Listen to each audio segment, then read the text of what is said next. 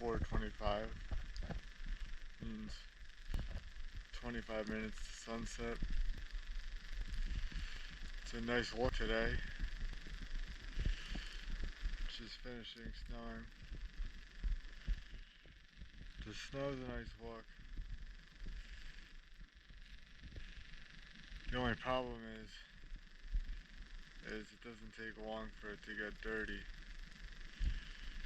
So the nice white that you see right now doesn't exist for long.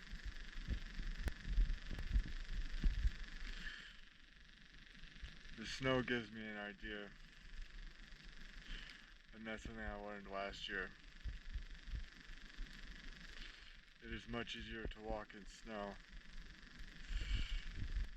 than it is on a regular surface. Now, this snow, it's not that deep.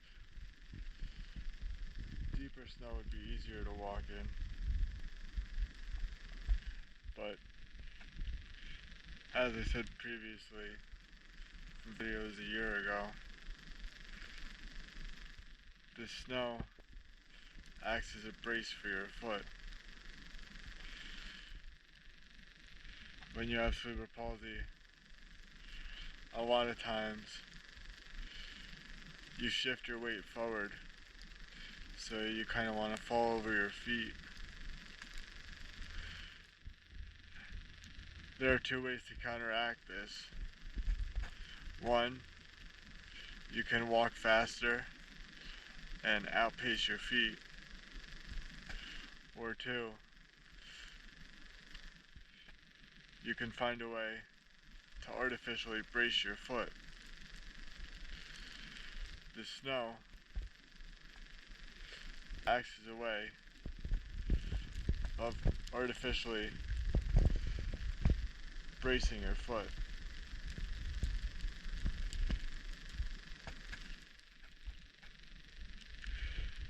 The problem with trying to walk or run faster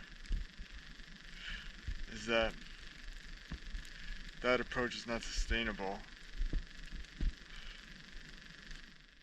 You can't do that forever. So eventually you have to stop. It is true that the faster you walk, the easier it is to correct wobbles. That's one of the things the Boston Dynamic Company learned, creating humanoid robots. Their initial approach was to try to stabilize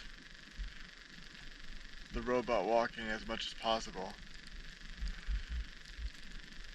And then their second approach took advantage of the fact that the only thing you have to do to walk correctly is to essentially catch yourself from falling with each step. Meaning, if you have a wobble, all you have to do is catch yourself with the next foot. I don't know if I would trust robotic machinery that costs hundreds of thousands of dollars, if not millions of dollars, to this approach. But it is actually the way people with a disability walk. If you have a disability, you're never going to be able to walk correctly again. So you have to learn to walk incorrectly. Luckily, the human body is very good at adapting and operating at less than 100%, as I said in previous videos. It's unfortunate that there's a guy shoveling in the foreground. Hopefully he's not too irritating if it shows up.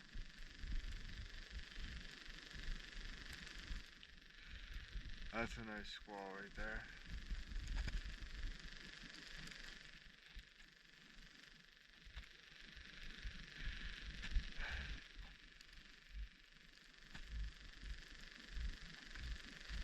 Another thing I can talk about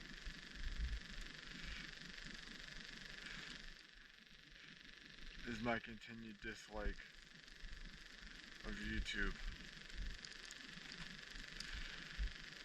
It is really unfortunate that ever since I got a YouTube warning a month ago, YouTube has decided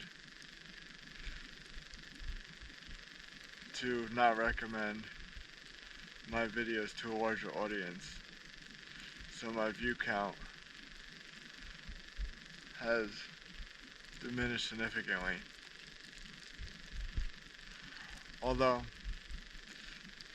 that's not a terrible thing, because it led me to realize that I enjoy Reddit much more than YouTube.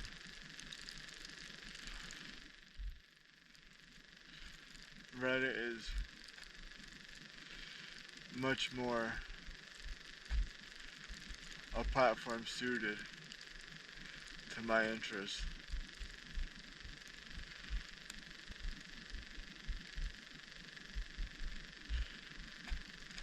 I had one post yesterday alone. It was concerning Donald Trump's lawyers and how they all quit eventually.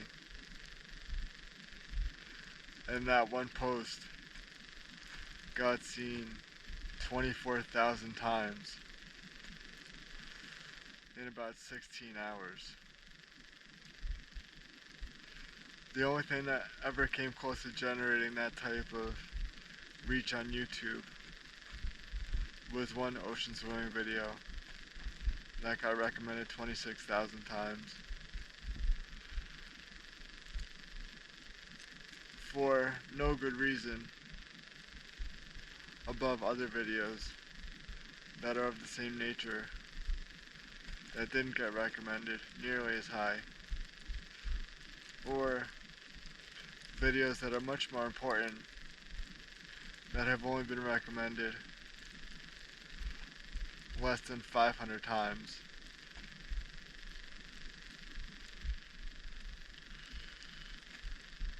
Society is not very good at gauging what is important, what may not be entertaining, but what is very important for people to hear. This leads to a dumbing down of society. When you make it hard to find informative material and easy to find what I would call stupid material that makes people happy.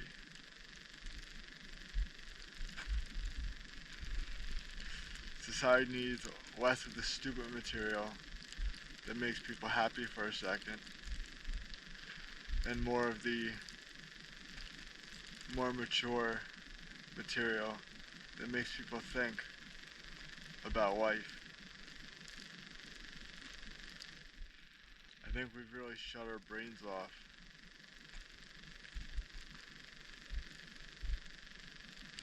And now we're just coasting.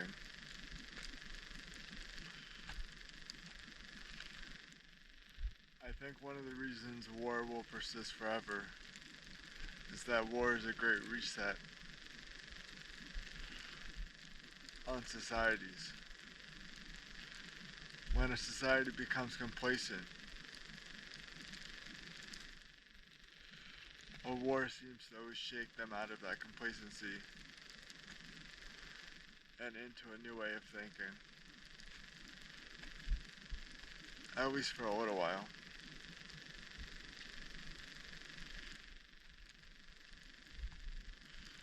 I am definitely not one of those people that see war as a bad thing. War may be bad for the people involved temporarily, but I do think war serves a very necessary function in all societies. You can tell just how lately it's snowing by the small coating on my jacket.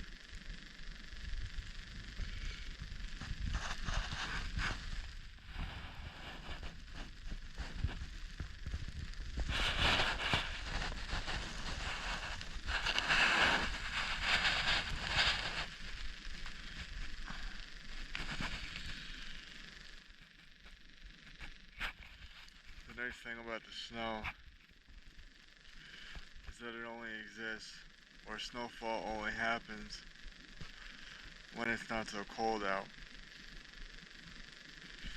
It's always a tolerable condition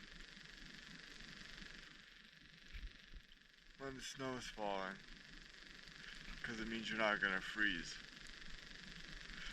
Or at least it takes longer to freeze.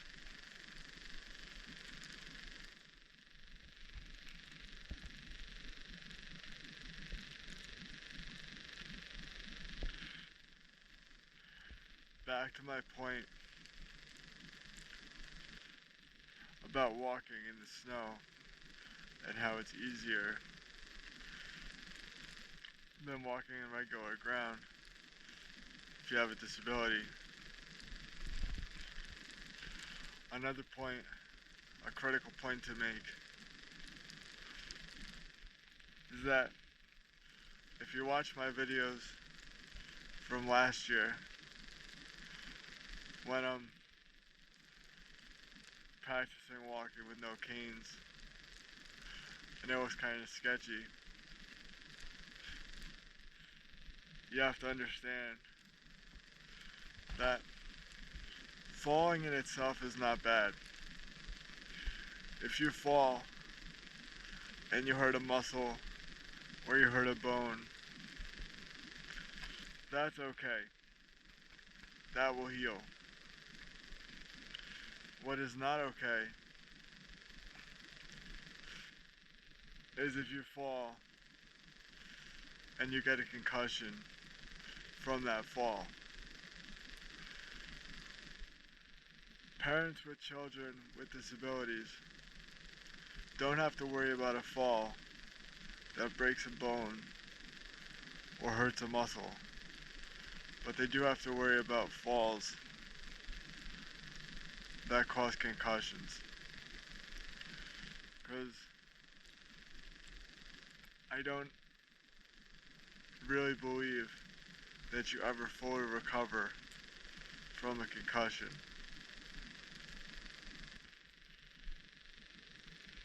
I don't know if they have a way to actually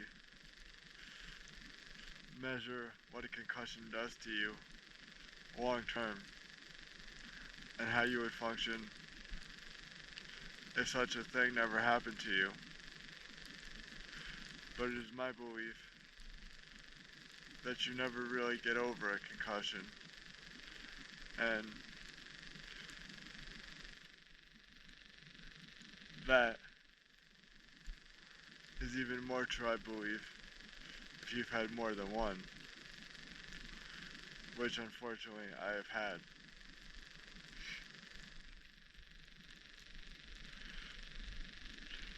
Children, especially boys, are going to be rough with each other, regardless of whether they have a disability or not.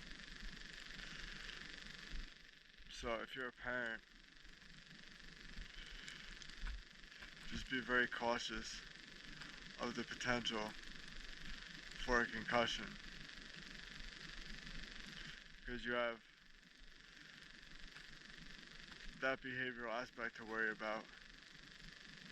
But then, on top of that, the risk for concussion is greatly increased through abnormal walking. I would say that one of the concussions I've had was caused by childhood rough play, and the other was caused by rushing and not walking properly, and falling on concrete as a result.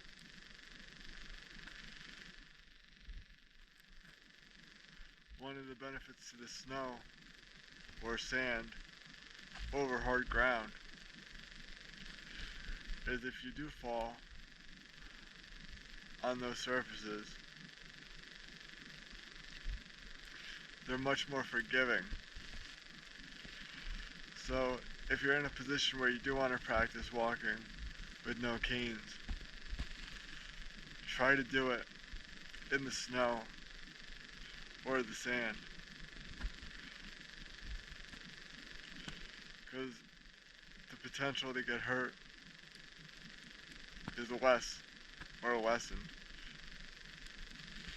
If you fall on hard ground, especially in the wintertime when the ground is frozen,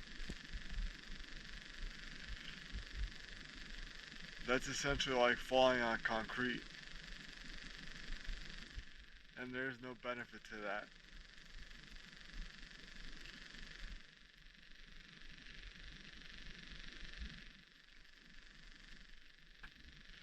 You have to be very smart and very calculated in the actions you take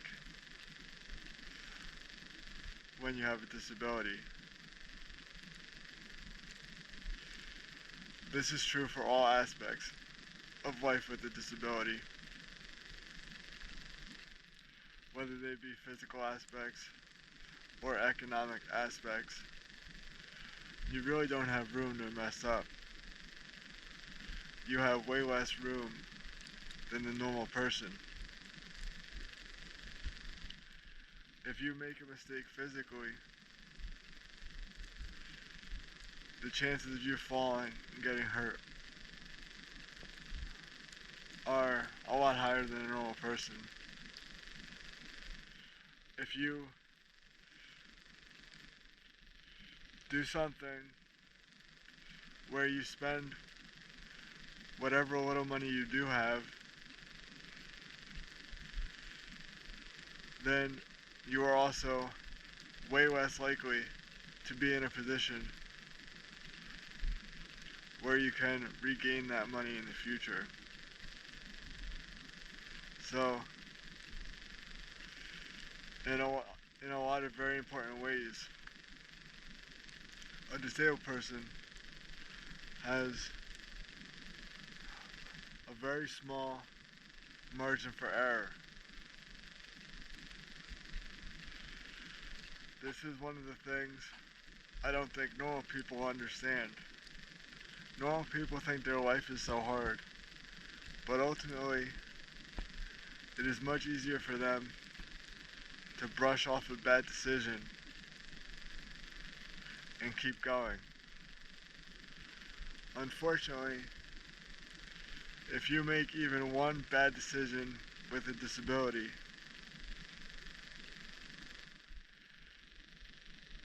your life could be over. If you,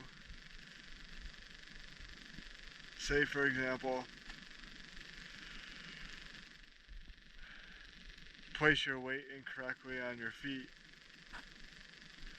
while getting out of the shower, you could fall backward into the shower glass, hit your head, possibly shatter the glass, and suffer a concussion, or worse, suffer a seizure, and you may be in a position where help doesn't arrive quickly enough to save your life.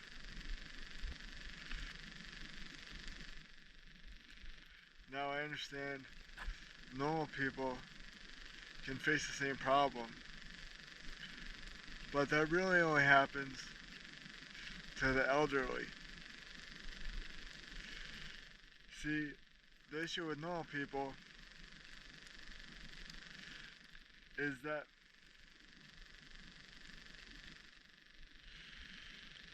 they really can't relate to a disabled person's life because only a very small percentage of a normal person's life is going to suck.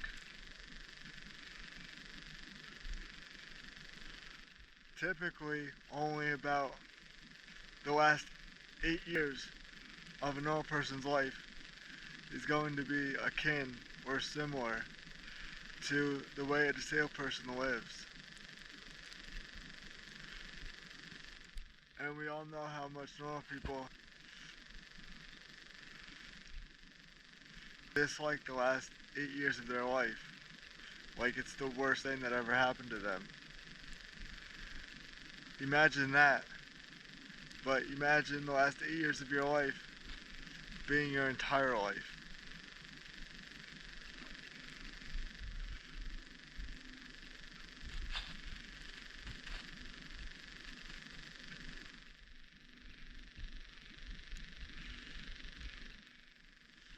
People have absolutely no perspective anymore, and it is crazy. It's part of the dumbing down of this culture.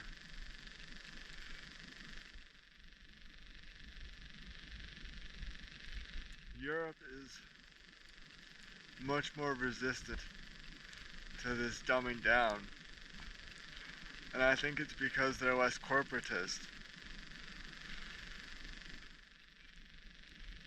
Hopefully they can remain that way, because what's happening here is really sad to see, and it has nothing to do with your political affiliation.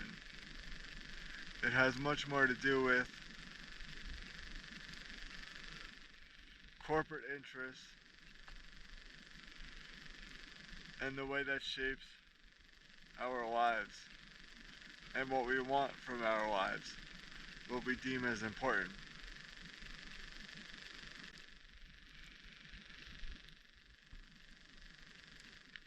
I think that guy shoveling in the foreground is just going to be a part of the video, and you're just going to have to deal with it. That's what they call an environmental factor, but I think it's worth the view.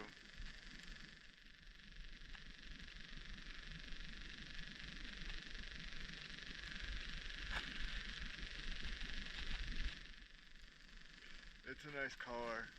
It's gray, but the gray is light, like whitish gray.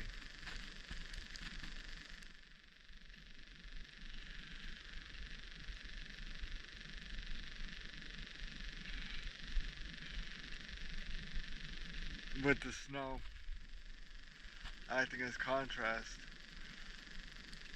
you can see the outline of the stream.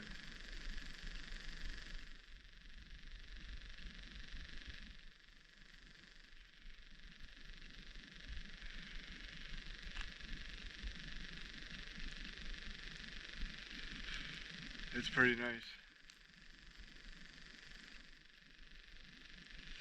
And you might be able to hear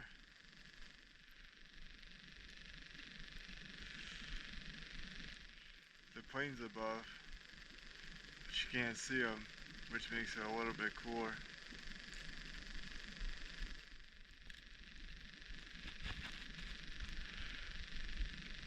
And my fingers are officially very, very, very cold.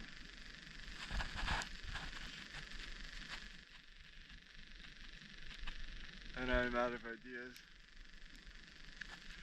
So I think it's going to be the end of the video.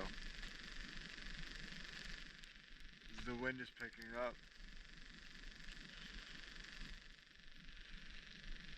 And my fingers are feeling the effects of that.